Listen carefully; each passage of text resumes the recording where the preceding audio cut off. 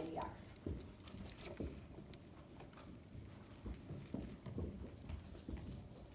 So dy dx equals 18x squared plus 10.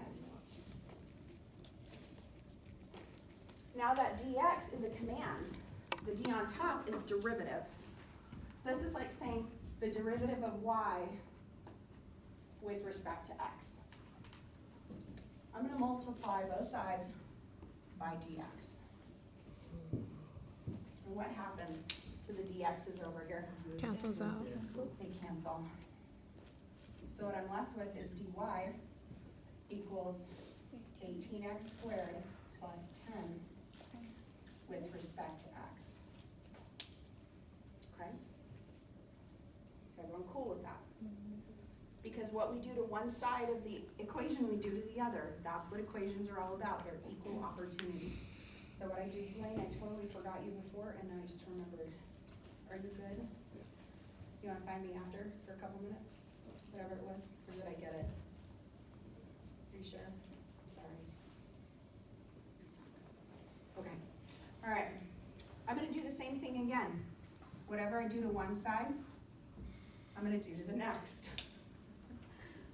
Who's laughing? This is a new command. It means integrate with respect to y. Integrate this stuff with respect to x. So I'm going to rewrite this. If I integrate 1 with respect to y, what I get on this side is y. Okay? And if I integrate all of this stuff, I'm going to change the color of the dx just for a second. Because I want you guys to understand that integrate some stuff with respect to x is a command. Integrate this stuff with respect to x. WRT means with respect to. You guys should have seen that once or twice in my handouts. Okay? So this is a command. Integrate some stuff with respect to x. Now, with respect to x.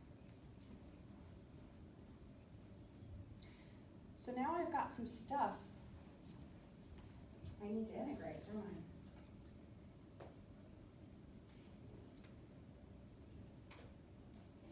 Is this 11.3? Nope, this is 12.1.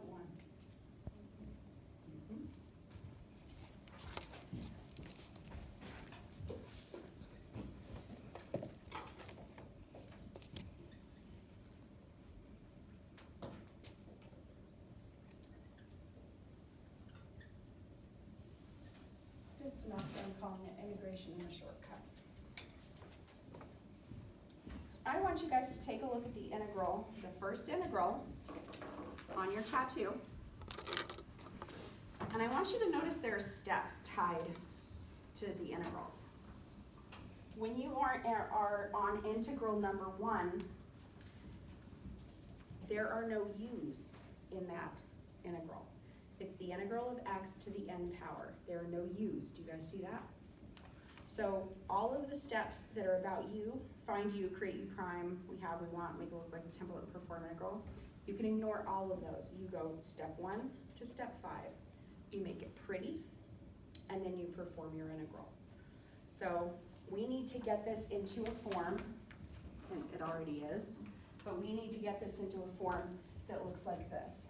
The integral of x to the n with respect to x equals x to the n plus 1 over n plus 1 plus k, and n cannot be negative 1. So let's just look at this for a second. Why can't n be negative 1? It makes the denominator of your answer 0, and can we do that? No. So you should never have a negative 1 up here as your n, okay? Should never be a negative 1. If it is, then we default to the natural log, but we'll get to that later, all right? So all we have to do is make it pretty, get it into this form, just like we did to take derivatives. We're gonna make it pretty, and then we're gonna integrate. So let's look at this first term. What's my n on this term? It's two. So what's n plus one gonna be? 3. Yeah. What's my n over here? Nothing. 0. 1. You guys remember that? Yep. There's actually an x to the 0 there. So what's my n? 0. So what's n plus 1? 1. Yeah. So my n plus 1 is going to be 1. You guys ready to integrate? No. What's the n? N is your exponent. Look at your tattoo. Look at the pattern. So this is all about pattern recognition, right, guys? Once we figure out what the pattern looks like, then we just perform the steps. So if I've got some x to some power, that power is now my n. Now I'm going to fill it in. 18 goes along for the ride, Caitlin, because it's a constant coefficient. 3. X. Wait, how do you know to put like the n plus 1 on both of those? You just do that to anywhere there's an x?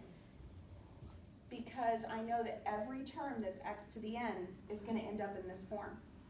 So whatever the power is, I'm going to add 1 to it. And then I'll tell you guys why it works the way it works. So just hang tight, okay? This is why I didn't want you guys to write this down. I wanted you to just to watch me.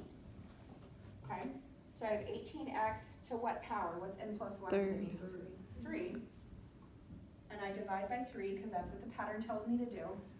And this becomes 10x to the 1 over 1 plus some constant. So let me rewrite this. Y equals, what's 18 divided by 3? 6.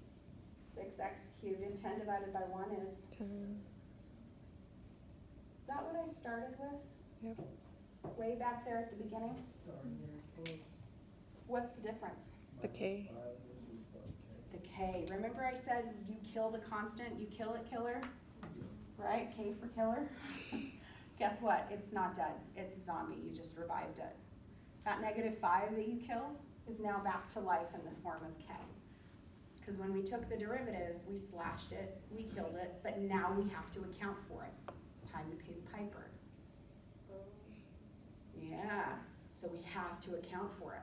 Now, let me talk to you guys about why this system works. The mechanics of taking the derivative were ax to the n becomes anx to the n minus 1. So what did we do here? This term got what?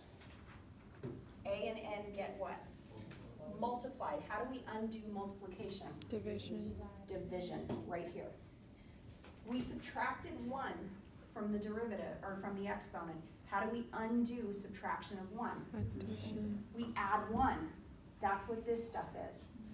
Division and addition instead of multiplication and subtraction. We're just undoing what we did. You guys cool with that?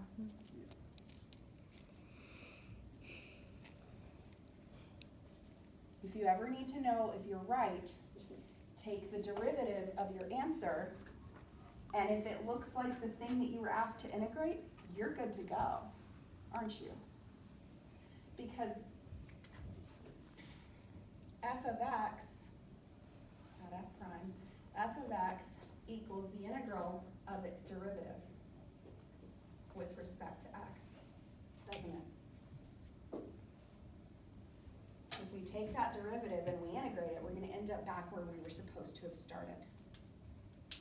So how do we find out the We'll get to that. It's a great question. We'll get to there. We'll get to there. Right?